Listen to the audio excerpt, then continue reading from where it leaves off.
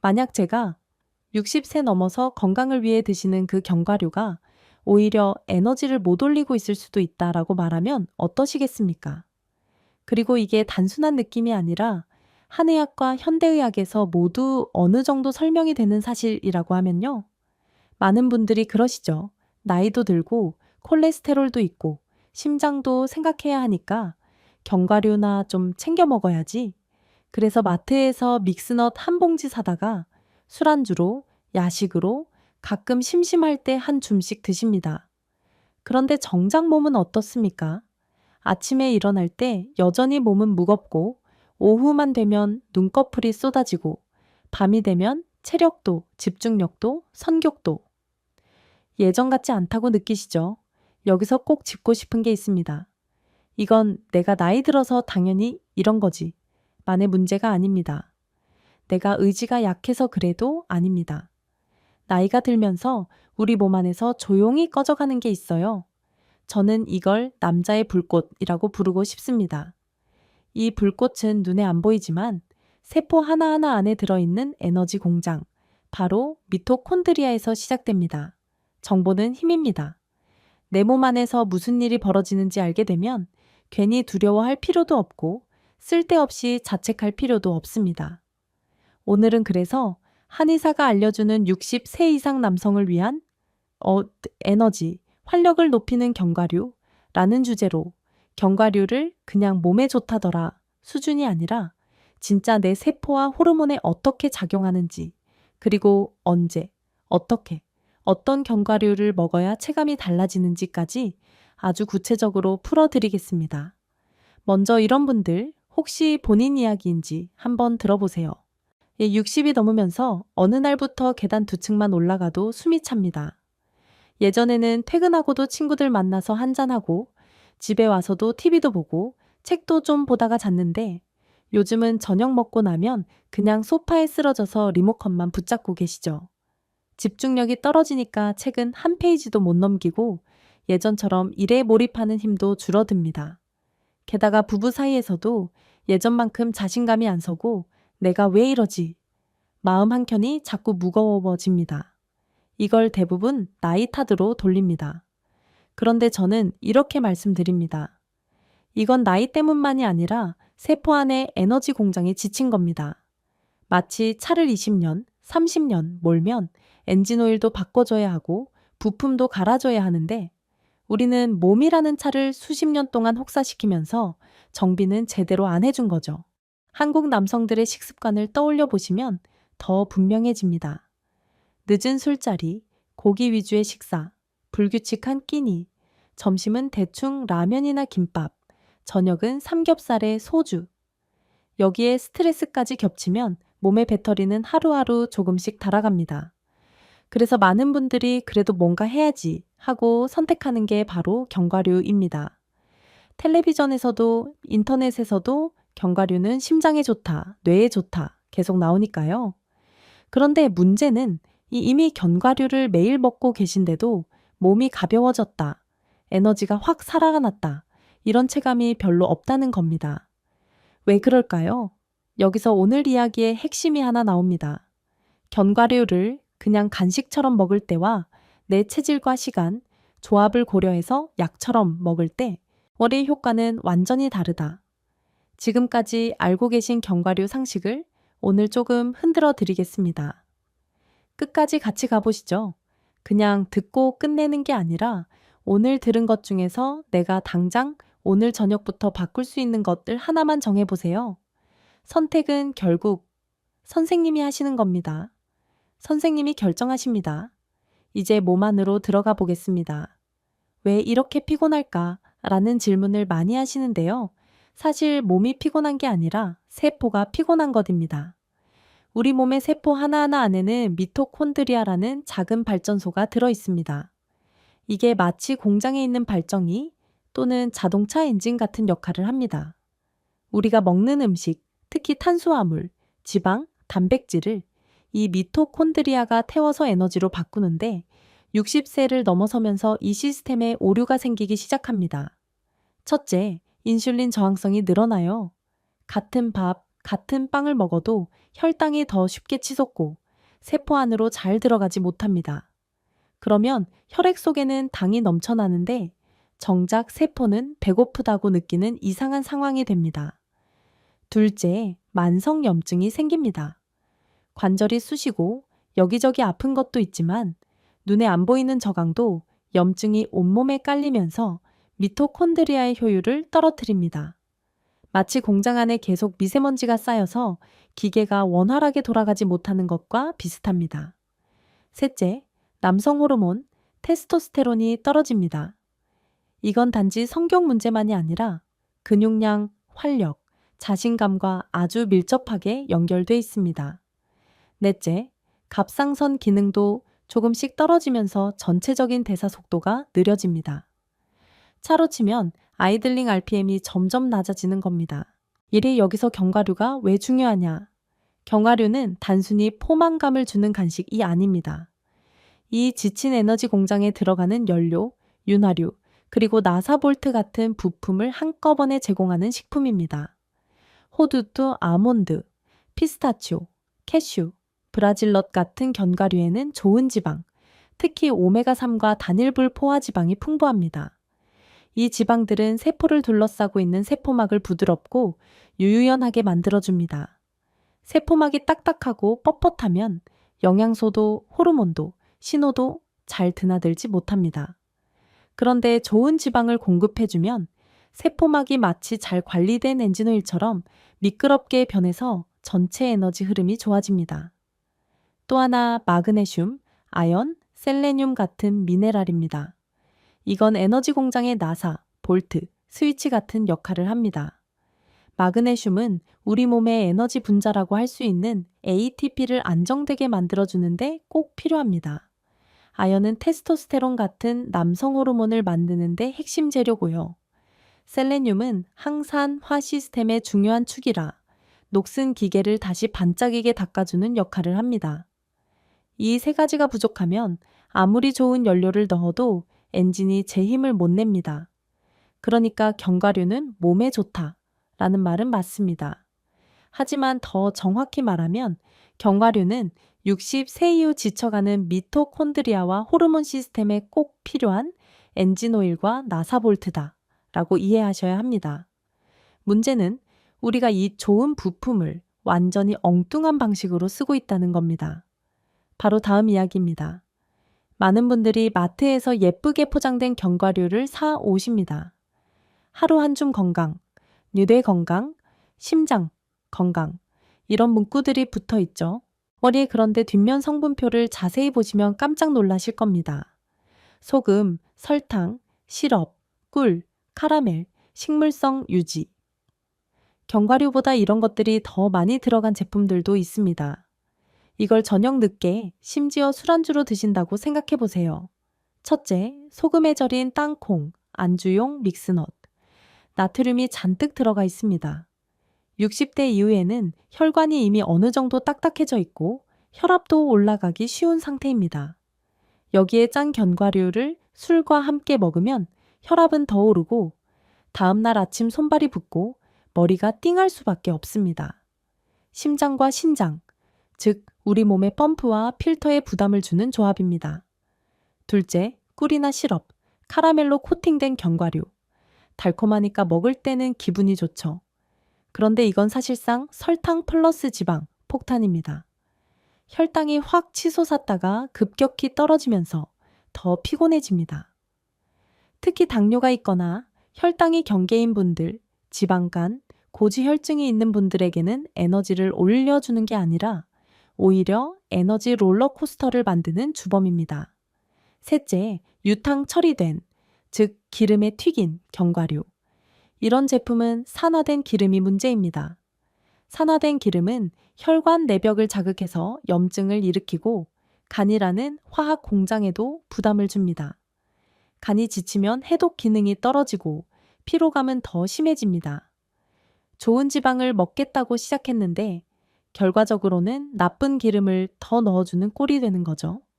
넷째, 양의 문제입니다.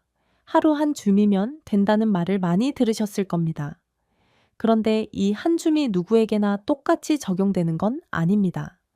체중이 60kg인 분과 90kg인 분, 하루 종일 앉아 계신 분과 많이 움직이는 분이 같은 양을 먹으면 당연히 차이가 납니다. 게다가 밤 10시 이후 TV 보면서 무심코 집어먹다 보면 한 줌이 아니라 두 줌, 세 줌이 금방 사라집니다. 이렇게 되면 속이 더부룩해지고 위산이 많이 나오면서 역류성 식도염이 악화되기도 합니다. 실제로 견과류가 몸에 좋다길래 많이 먹었더니 속이 쓰리다, 설사가 난다 하시는 분들 꽤 많습니다. 특히 당뇨, 지방간, 고지혈증, 위염, 역류성, 식도염, 담석, 신장 기능, 저하가 있는 60대 남성에게는 좋은 음식도 과하면 독이 될 수 있습니다. 이건 한의학에서도 현대의학에서도 공통으로 하는 이야기입니다. 한의학에서는 기와 혈, 음양의 균형이 깨졌을 때 아무리 좋은 보약도 과하면 오히려 병을 만든다고 보거든요. 그렇다면 질문이 생기죠. 도대체 어떤 견과류를 어떻게, 언제 먹어야 진짜 에너지가 살아날까? 이제부터가 오늘의 핵심입니다. 여기서부터는 한의사가 보는 견과류 지도를 펼쳐보겠습니다.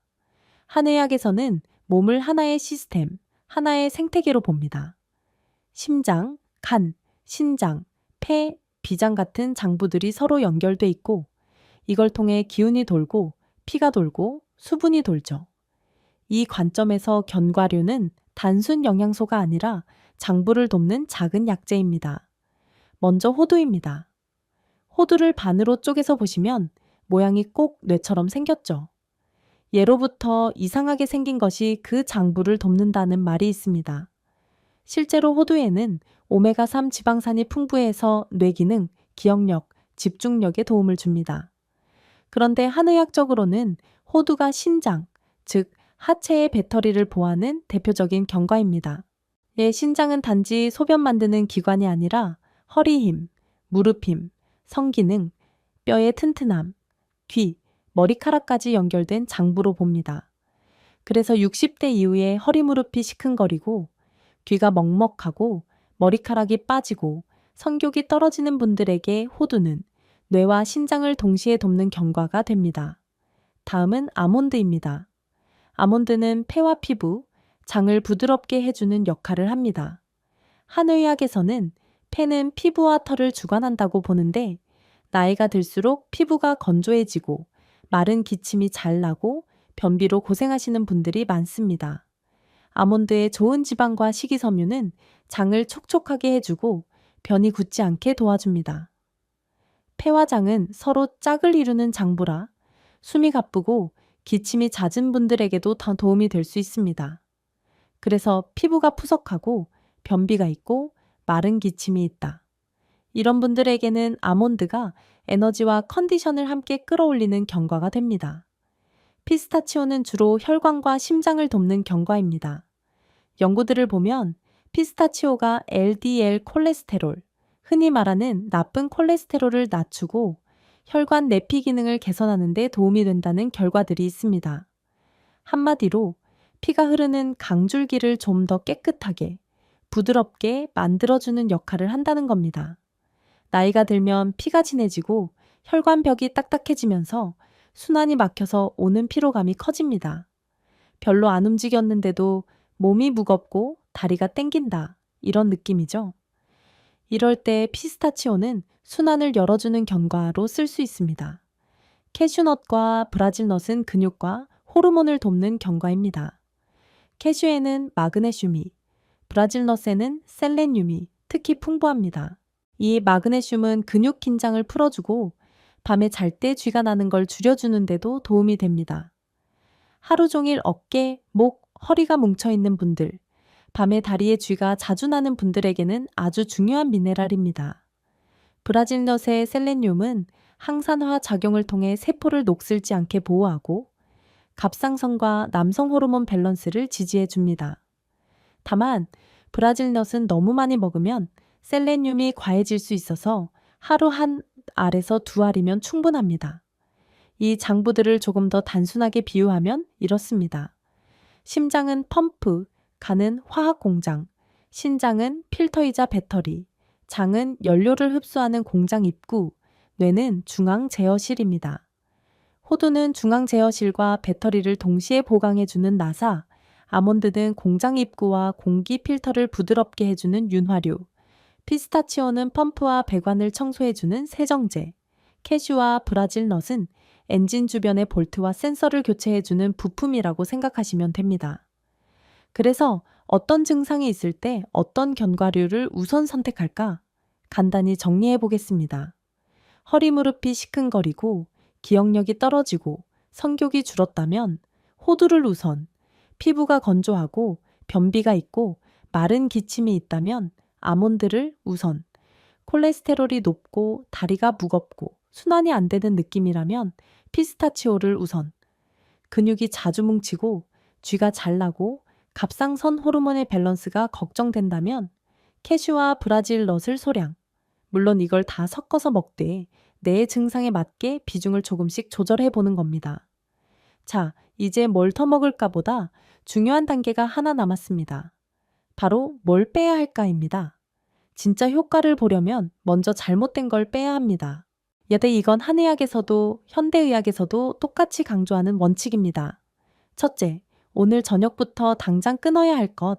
밤 10시 이후 TV 보면서 무심코 집어먹는 야식 견과류입니다.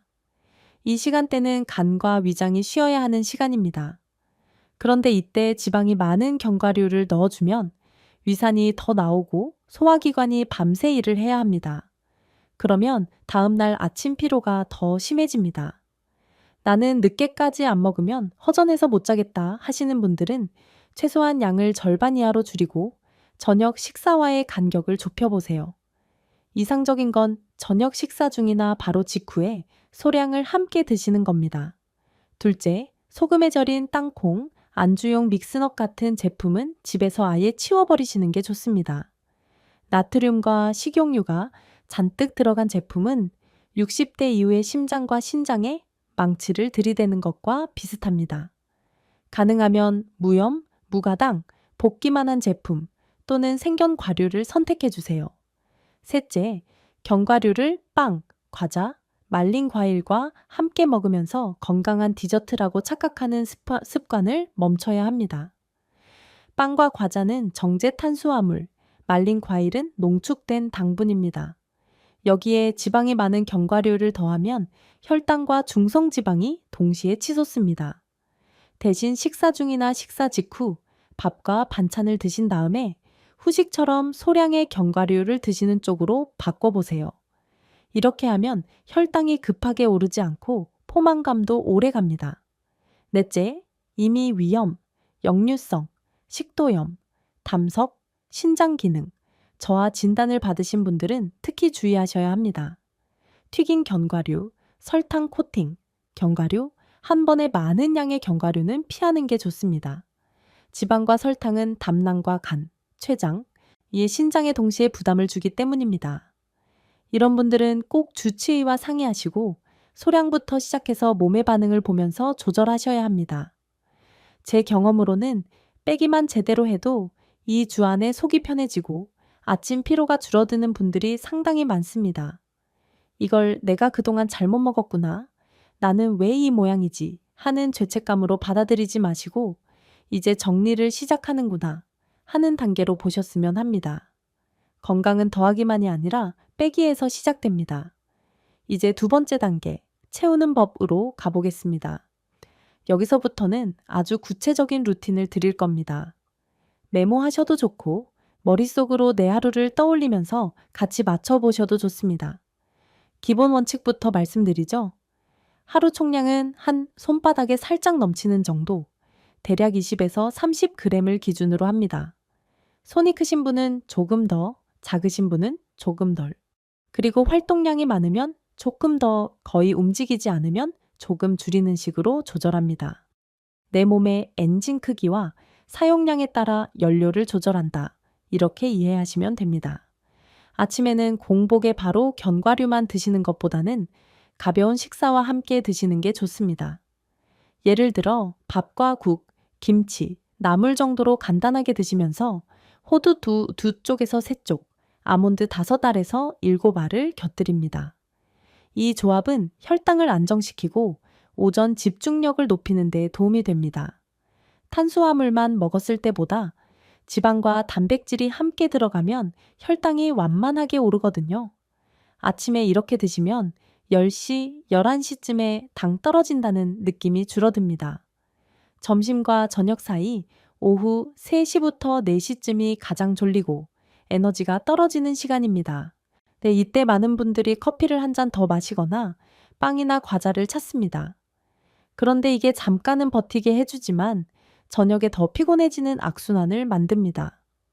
여기서 제안드리는 건 커피 대신 따뜻한 보리차나 현미차 또는 옥수수 수염차 같은 걸 준비하시고 피스타치오와 캐슈를 소량, 한 줌의 절반 정도만 드셔보시는 겁니다.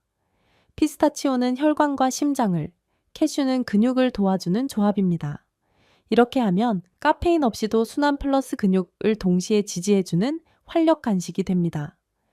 주 2회에서 3회는 브라질넛 1알에서 2알을 추가해보세요. 매일 많이 드실 필요는 없습니다. 셀레늄은 너무 많아도 문제이기 때문에 적당한 빈도로 적은 양을 꾸준히 드시는 게 좋습니다. 브라질넛을 드실 때는 다른 견과류 양을 조금 줄여서 총량은 비슷하게 맞추는 게 좋습니다. 한의학적 관점에서 체질에 따른 주의점도 간단히 짚어보겠습니다. 몸이 찬 편이고 손발이 차고 설사가 잦은 분들은 견과류를 한 번에 많이 드시면 소화가 더 안 될 수 있습니다. 이런 분들은 반드시 따뜻한 차와 함께 식사 중이나 식사 직후에 소량씩 나눠서 드세요. 반대로 열이 많은 체질, 얼굴이 자주 붉어지고 가슴이 답답하고 변비가 심한 분들은 아몬드와 피스타치오 비중을 조금 더 늘리고 너무 기름진 음식과 함께 먹지 않는 게 좋습니다. 그리고 꼭 같이 먹으면 좋은 것들이 있습니다. 첫째, 따뜻한 차, 보리차, 현미차, 생강을 조금 넣은 대추차 같은 것들이 좋습니다. 견과류의 기름기를 부드럽게 풀어주고 위장을 도와줍니다. 둘째, 소량의 채소. 샐러드에 견과류를 약간 뿌려 드시거나 나물 반찬과 함께 드시면 섬유질과 비타민이 함께 들어가서 소화와 혈당 조절에 더 좋습니다. 셋째, 발효 식품. 김치, 된장, 청국장 같은 것들과 함께 드시면 장내 미생물 환경이 좋아져서 견과류의 지방과 미네랄 흡수에도 도움이 됩니다. 이렇게 내게 맞는 견과류 처방을 스스로 조합해 보시는 겁니다. 나는 허리와 무릎, 성기능이 걱정이니 호두를 조금 더. 나는 변비와 피부 건조가 심하니 아몬드를 조금 더. 나는 콜레스테롤과 순환이 문제니 피스타치오를 조금 더. 나는 근육이 자주 뭉치니 캐슈와 브라질넛을 조금 더. 결국 선택은 선생님이 하시는 겁니다. 선생님이 결정하십니다. 저는 정보를 드릴 뿐입니다. 마지막으로 이렇게 견과류 습관을 바로잡고 빼야 할 것들을 정리했을 때 몸이 어떻게 달라질 수 있는지 시간을 나눠서 그려보겠습니다. 너무 과장된 이야기는 하지 않겠습니다. 현실적인 범위 안에서 말씀드릴게요. 먼저 처음 이 주입니다. 이 시기에는 극적인 변화보다는 작은 차이들이 생깁니다. 밤 늦게 야식 견과류를 끊고 소금, 설탕, 시럽이 들어간 제품을 치우고 식사 중 식사 직후에 소량만 드시게 되면 속이 덜 더부룩해집니다. 아침에 일어났을 때 위가 편안하고 트림이나 신물이 줄어드는 분들이 많습니다. 오후에 졸음이 조금 줄고 밤에 야식을 덜 찾게 됩니다. 이상하다. 예전 같으면 이 시간에 벌써 과자를 찾았을 텐데 이런 느낌이 들 수 있습니다. 이건 혈당과 인슐린의 롤러코스터가 조금씩 완만해지고 있다는 신호입니다. 한 달이 지나면 아침에 일어날 때 몸이 덜 무겁다는 걸 느끼실 수 있습니다. 계단을 오를 때 숨이 덜 차고 예전보다는 덜 지치는 것 같다는 느낌이 옵니다. 물론 마라톤 선수가 되는 건 아니지만 일상 속 작은 활동들이 조금 덜 버겁습니다. 집중력도 조금씩 돌아옵니다. 책을 펼쳤을 때 예전보다 2-3페이지는 더 읽을 수 있고 신문 기사도 끝까지 읽게 됩니다. 무엇보다 내가 내 몸을 조금은 컨트롤하고 있다는 감각이 생깁니다. 이 감각이 굉장히 중요합니다. 두려움이 줄어들고 자신감이 올라갑니다. 3개월 이상 꾸준히 실천하신다면 더 객관적인 변화도 기대할 수 있습니다. 혈액 검사에서 중성지방, LDL 콜레스테롤 수치가 조금씩 내려가고 HDL, 이른바 좋은 콜레스테롤이 올라가는 분들이 있습니다. 혈압도 약간 안정되는 경향을 보이고요. 체중과 허리둘레가 1에서 2kg, 2에서 3cm 정도 줄어드는 분들도 있습니다. 수면의 질도 달라집니다. 새벽에 자주 깨던 분들이 조금 더 깊게 자고 아침에 개운함을 느끼는 경우가 많습니다. 그리고 아주 중요한 부분, 남성으로서의 자신감입니다. 테스토스테론은 단순히 성격만이 아니라 전반적인 활력과 자존감과 연결돼 있습니다. 견과류 하나로 인생이 통째로 바뀌지는 않습니다. 저도 그런 기적의 음식 이야기는 믿지 않습니다. 하지만 매일 손에 쥐는 그 한 줌이 앞으로 10년의 에너지 곡선을 바꿀 수는 있습니다. 오늘 제가 드린 이야기는 겁을 주기 위한 게 아닙니다. 목적은 하나입니다. 겁을 주는 게 아니라 이해시켜서 선택할 수 있게 하는 것, 진짜 힘은 여기서 나옵니다. 정보는 힘입니다. 내 몸의 원리를 알면, 아, 그래서 내가 이렇게 피곤했구나. 그래서 이 시간에 이걸 먹으면 안 되는구나 하고 연결이 됩니다. 예를 그러면 나는 원래 이런 사람이야 라는 체념에서 나는 지금부터 다르게 선택할 수 있어 라는 자리로 옮겨갈 수 있습니다. 매일 밤 10시에 먹던 견과류 한 줌을 아침 식사와 함께 먹는 쪽으로 바꾸는 것, 소금, 설탕 코팅된 믹스넛을 무염, 무가당 생견과류로 바꾸는 것, 호두, 아몬드, 피스타치오, 캐슈, 브라질 넛을 내 증상에 맞게 조합해서 하루 20에서 30g을 지키는 것, 이건 거창한 결심이 필요하지 않습니다. 하지만 이런 작은 선택 하나하나가 모여서 3개월, 6개월, 1년 뒤에 몸을 바꿉니다. 선택은 결국 선생님이 하십니다. 선생님이 결정하십니다. 나는 그냥 나이 들어가는 대로 힘 빠지는 대로 살겠다 라고 선택할 수도 있고 나는 내 나이에서 가질 수 있는 최선의 에너지와 활력을 챙기겠다 라고 선택할 수도 있습니다. 저는 후자를 선택하시는 분들을 돕고 싶습니다. 혹시 오늘 이야기가 떠오르는 분이 있으신가요? 아버지, 남편, 동료, 친구. 요즘 들어 유난히 힘이 없다. 예전 같지 않다. 라고 말하는 60대 남성이 떠오르신다면 이 내용을 꼭 전해주세요. 이거 한번 들어봐. 견과류 먹는 법만 바꿔도 좀 달라질 수 있대. 이렇게요. 오늘부터 거창하게 다 바꾸려고 하지 마시고 오늘 하나만 바꾸자 라고 정해보세요.